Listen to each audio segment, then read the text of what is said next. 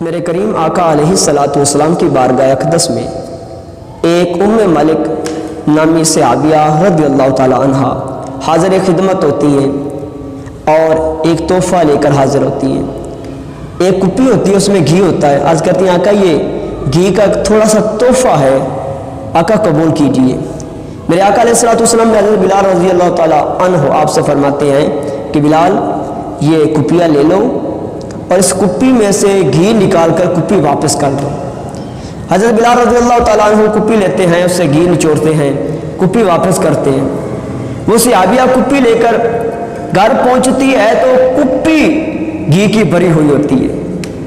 اب وہ گمان کرتی ہے، خیال کرتی ہے کہ شاید میرے آقا نے مجھ سے تحفہ قبول نہیں کیا، جو کہ کپی بھری کی بھری ہے۔ حاضر ہوتی، آقا کوئی غلطی ہو گئی ہے، کوئی غلطی سرزد ہو چکی ہے مجھ سے۔ میرے آقا فرماتے کیا بات ہے؟ عرض کرتی آقا آپ نے میرا تحفہ قبول نہیں کیا۔ حضرت بلال رضی اللہ تعالیٰ عنہ سے فرماتے ہیں بلال آپ نے گھی نہیں نکالا؟ بلال عرض کرتے ہیں حضور کیوں نہیں، میں نے گھی ضرور نکالا ہے اور خالی ڈبیا جو ہے کپی ہے وہ واپس کی ہے۔ تو وہ عرض کرتی ہیں یہ گھی کی جو کپی ہے یہ بھری کی بھری ہے، اس سے گھی نہیں نکالا گیا۔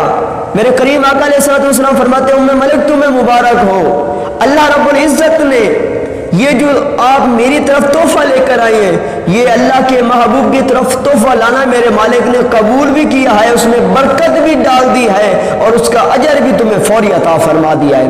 ام اوس رضی اللہ تعالی عنہا یہ بھی صحابیہ رسول ہیں، اسی طرح سرکار کی بارگاہ میں گھی کی ایک کپی لے کر حاضر ہوتی ہیں۔ آقا قبول کیجئے۔ میرے آقا علیہ الصلوۃ والسلام اس سے گھی نکالتے ہیں، کپی واپس کرتے ہیں۔ وہ گھر پہنچتی ہے، دیکھتی ہے کپی گھی کی بھری ہوئی ہے۔ پھر حاضر ہوتی ہے، صحابہ سے ملاقات ہوتی ہے۔ صحابہ کہتے ہیں کیسے آنا ہوا؟ عرض کرتی ہیں کہ میں سرکار کی بارگاہ میں تحفہ لے کر گئی تھی، میرے آقا نے قبول نہیں کیا۔ صحابہ فرماتے ہیں یہ کیسے ہو سکتا ہے کہ آقا کریم کی بارگاہ میں کوئی حاضر ہو، کوئی فریاد لے کر، کوئی آرزو لے کر اور وہ پوری نہ ہو، یہ کیسے ہو سکتا ہے؟ ہمارے آقا نے تمہارا تحفہ قبول کیا ہے۔ وہ کہتی ہے یہ دیکھو کپی لے کر آئی تھی، یہ تو بھری کی بھری ہے، اس میں سے آقا نے گھی کو قبول ہی نہیں کیا۔ صحابہ فرماتے تمہیں مبارک ہو، میرے آقا علیہ الصلوۃ والسلام کی بارگاہ میں تحفہ حاضر کرنے کی برکت سے اس خلاق کریم نے تمہیں یہ کپی بھی بھر کے دے دی اور اس کا نعم البدل بھی عطا کر دیا، جاؤ استعمال کرو۔ فرماتی ہیں میں استعمال کرتی رہی، آقا علیہ الصلوۃ والسلام کی ظاہری حیاتی تک وہ گھی ختم نہیں ہوا۔ دور خلافت ابوبکر صدیق رضی اللہ تعالیٰ عنہ کا آیا، پھر بھی استعمال کرتی رہی۔ عمر فاروق کی خلافت کا دور آیا، پھر بھی استعمال کرتی رہی۔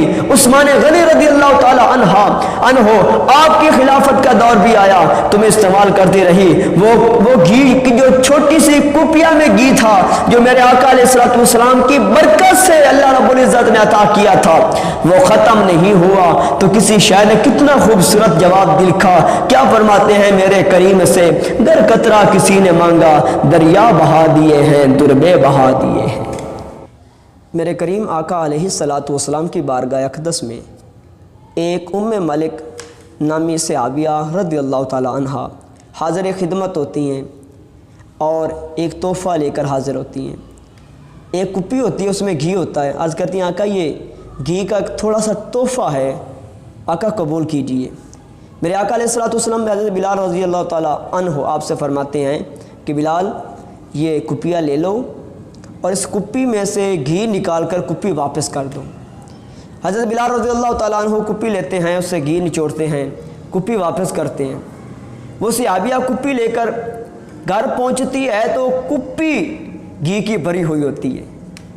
اب وہ گمان کرتی ہے، خیال کرتی ہے کہ شاید میرے آقا نے مجھ سے تحفہ قبول نہیں کیا، جو کہ کپی بھری کی بھری ہے۔ حاضر ہوتی، آقا کوئی غلطی ہو گئی ہے، کوئی غلطی سرزد ہو چکی ہے مجھ سے۔ میرے آقا فرماتے کیا بات ہے؟